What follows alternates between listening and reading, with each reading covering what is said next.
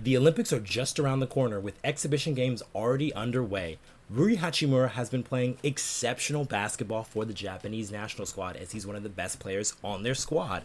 And this has a lot of fans thinking, is this going to translate to the regular season? And with the implement of the new coaching system and JJ Redick and his staff, is he going to help facilitate how well Rui Hachimura will play this season for the Lakers? What's good, y'all, and welcome to another Lakers Digest video. I'm your host, Okechi Apakama, and before we get into everything we have for you for today's video, guys, I just want to remind you to subscribe to the channel if you guys haven't already to get those Laker updates. Now, with that out the way, let's hop straight into today's topics as Rui Hachimura is balling for Japan.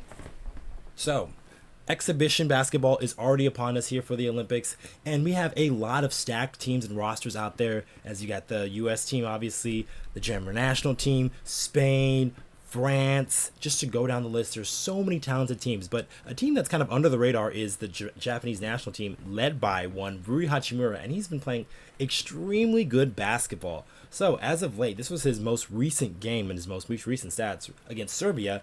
Rui Hachimura put up 29 points, 4 rebounds, and shot 5 of 8 from 3.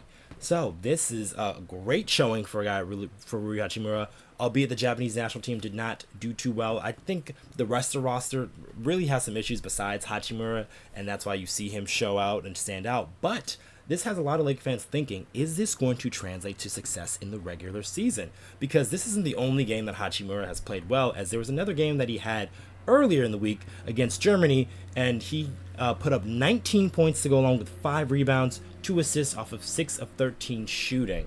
So just another nice showing out here in the FIBA stage. I know Rui Hachimura is very proud to wear his Japan colors during the Olympics, and it's a very proud moment for him. That's why him playing in the Olympics was very important, as a lot of Laker fans maybe even thought he should spend another summer and probably get better and go stronger as a player. But this is where I think Hachimura does best, or operates best, when he can grow as a player in live game situations like FIBA sets up. So with the Olympics coming up here, and then we all know about LeBron James and Anthony Davis for Team USA, but Rui Hachimura is a guy that's kind of fell under the radar a little bit, and I think a lot of people are really scorning his name just because of how badly actually he did in that first round of the playoffs against the Denver Nuggets here. But if you just want to take a look at his stats on the season, just to remind you guys what kind of solid player he is, as he averaged 13 points per game to go along with 4 rebounds and 1.2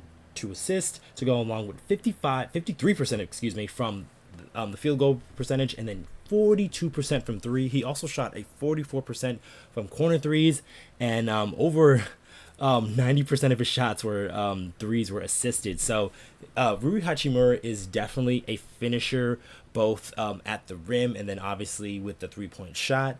And JJ Redick was also talked about wanting Rui Hachimura to shoot and take more threes. And let's take a look back at those stats that he had against Serbia. And I want you guys to look at that 5 of 8 from 3. Like, yes, the 5 made 3-pointers are nice, but the big thing there is the 8 taken 3-pointers.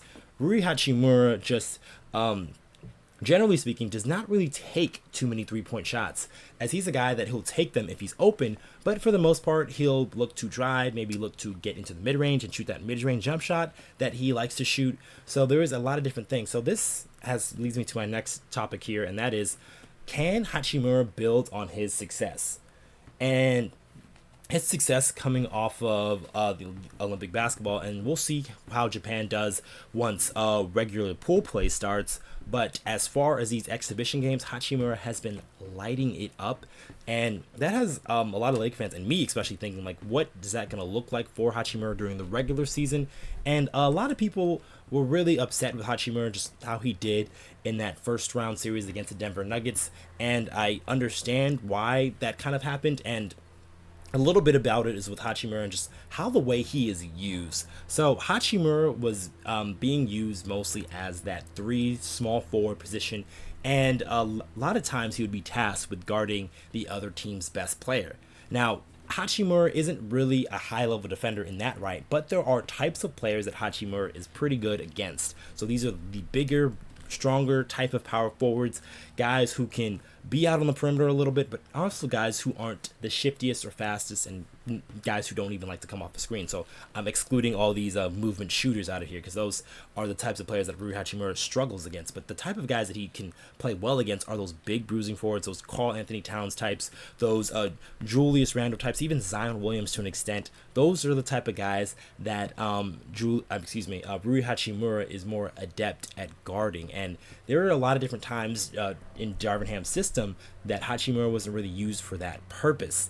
So let's take a look at his career stats, and just want to show you a little bit of something there. And let's look at that 3-point attempts there, as Rui Hachimura last season only took about 3.4 attempts from 3-point land, and that was his career high.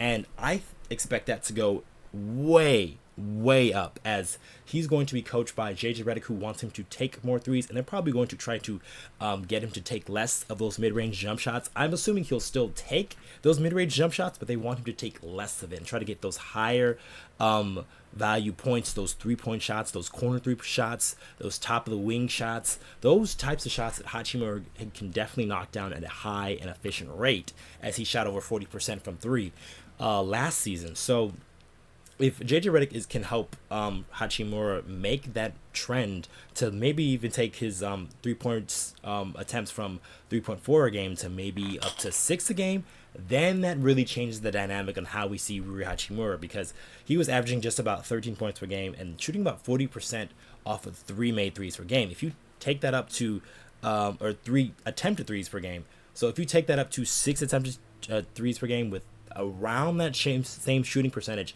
then you'll see those points per game really go up to the high 16, 18s, even 20s on some nights, as if Hachimura is able to hit 4 or 5 3-pointers in a game, then that really changes the dynamic of how the Lakers play, and that really elevates their ceiling on how they can really put up points on you, as Rui Hachimura is sometimes looked at as the 5th option in that starting lineup next to LeBron James, Anthony Davis, D'Angelo Russell, and Austin Reaves. So Rui Hachimura implementing more threes can really change his dynamic and really change the way how teams guard him more, as he's also a big body dude, so he can be a guy who can finish and dunk on some people if you give him the opportunity. And then he's also a guy that, if you give him an opportunity, he can also crash the glass on the offensive glass. So we were really a poor offensive rebounding team, with the exception of Anthony Davis and Jared Vanderbilt when he played. But Rui Hachimura has the physical abilities to really become a very good offensive rebounder. And if there are times where he's able to really time when he can do this, then he can really elevate the Lakers offense in another realm, not just with the 3-point shooting, but with the offensive rebound putbacks. So all of these things are what JJ Redick is willing to implement into Rui Hachimura's game, and we'll see if this will elevate him to another status, as the Lakers look to try to build on something during last season, as obviously they ran into a great team in Denver, but they do have Jared Vanderbilt and Gabe Vincent coming into a healthy season. They got a guy like Dalton Connect, who has really played tremendous in the Summer League. So the Lakers do have some things here that they can work with to really elevate their team and make them better for next season. But let us know what you guys think in the comments down below. Do you think Rui Hachimura's success can help lead him to success in the regular season and the playoffs? And also, for you guys who have not yet subscribed, there's about 73% of you guys who have not yet subscribed to the channel just yet. And if you guys want more of those Laker news and updates, you guys want to make sure you guys subscribe here to Lakers Digest. I've been your host, Okechi Apakama, and I'll catch you guys on the next one.